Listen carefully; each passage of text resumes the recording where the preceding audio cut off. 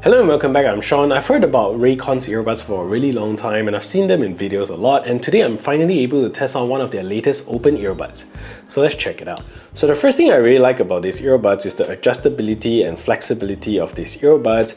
This is very similar to the Tozo Open Buds, but a lot more solid and firm, and they conform to your ears a lot better than traditional hook style earbuds that tries to be a one size fits all. Secondly, these earbuds are very high quality, and the build quality of the case, the earbuds themselves, the joints, the speaker grill, everything here is really high quality. And another good thing about these earbuds is that it comes with a good IPX5 water resistant rating, and you can actually bring these earbuds out for your runs and be safe even when it starts to rain, and you also get nice multi-point connectivity as well. So battery life here is also very impressive, coming in at 8 hours and 32 additional hours with the case. There isn't any rated quick charging here, so it'll take the standard 1.5 hours to complete the charge from empty. So volume on these earbuds is also pretty good for an open earbuds, and we'll talk a little bit more about them later. So there are a few things that I think that these earbuds could do better. So starting with the case size, I think Raycon did great with making the case slim and flat, but it's still pretty large by today's standard, and also you get this rubberized texture on the case, which from experience will start to melt and get sticky after using them for a long time. So there also isn't any app support for these earbuds, and it will be good to have, especially in the era of connected devices. The next two areas that I think could do better are the call quality as well as the sound quality, which we'll also discuss in the later sections, but they aren't the best in the market if I'm honest. So if that say these earbuds comes in at $60 or about 275 ringgit Malaysia, and it's overall good value for an open earbuds that is not too expensive.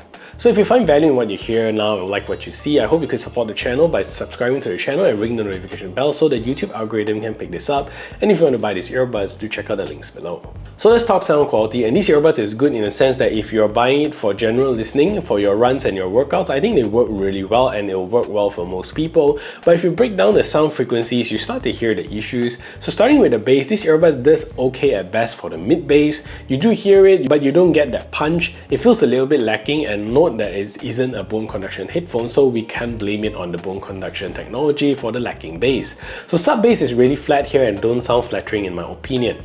So moving on to the mid-range vocals, yeah, you get okay vocals, but they do sound muffled with most songs. It sits nicely in the forefront, not too forward or not too recessed, but it has this warmer sound signature and it's not the crispest mid vocals. So finally, you do get the sharp highs, but with the sharp highs doesn't mean that it's clean or high quality highs, and it does get muffled with most songs, meaning the highs are somewhat jumbled up in the background. So perhaps with an app support and EQ tuning, these earbuds can be tuned better, but at least for now, we're pretty much stuck with this. So in my opinion, okay sound quality if you're not demanding, but if you care about audio quality, then this may not satisfy you.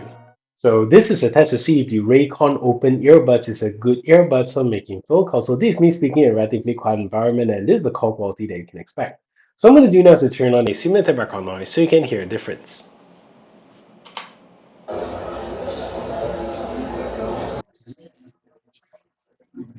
So now there's a simulated background noise playing in the background, and this is the call quality that you can expect from these earbuds. So what do you think of the call quality? Let me know in the comment section down below.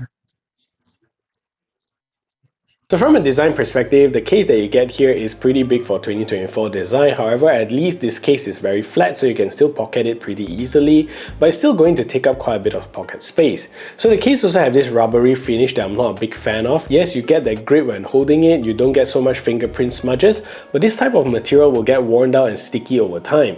So at the top here, you also get the Raycon branding, and as you open the lid up, the lid does stay firmly open and you can access the earbuds. So behind the case is also a Type-C charging port, and as well as a 4 LED at the front to tell you the battery level of the case. So inside here, you also get a button to check the battery level of the case as you press it, and also to put the earbuds in pairing mode for the multi-point support. And inside the earbuds does sit nice and flush, and I really like the build quality of the earbuds. And although you get a mainly plastic build, it's a very high quality build here, and the front is also made of a plastic piece with the Raycon branding there on the touch sensor surface as well as the LED indicator. So behind here, you're going to see a metal speaker grill as well as the left and right indicator in the middle, and here you can also see the mechanism that is used here for this 3D kind of fit, and unlike the Tozo, which feels a little loose, so the clicking here that you get is actually pretty solid. So for these earbuds, it does sits very nicely on my ears, even wearing them with glasses as well as my cap. Feels nice and secure, and I don't feel it being loose, which is great news because when you do high impact sports, with a lot of movement, you don't want it to fall out. So for an open air conduction earbuds, I think this is good but could definitely be louder. I get to that comfortable listening volume at around 60% volume, and I get to a loud volume at around 100%.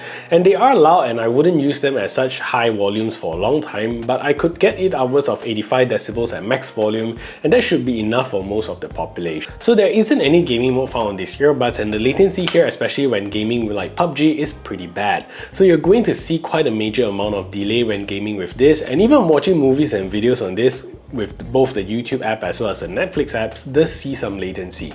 So anyways, let's take a look at the latency performance of these earbuds.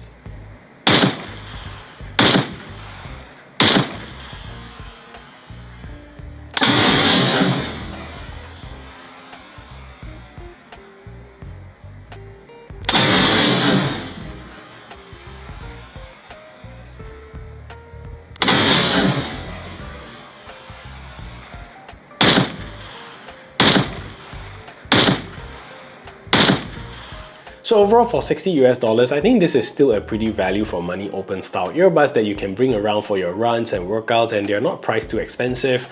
Yes, it's not perfect and there are a lot of things that could be better, but hey, if you can find some discounts on these earbuds, I think they are pretty decent enough to consider.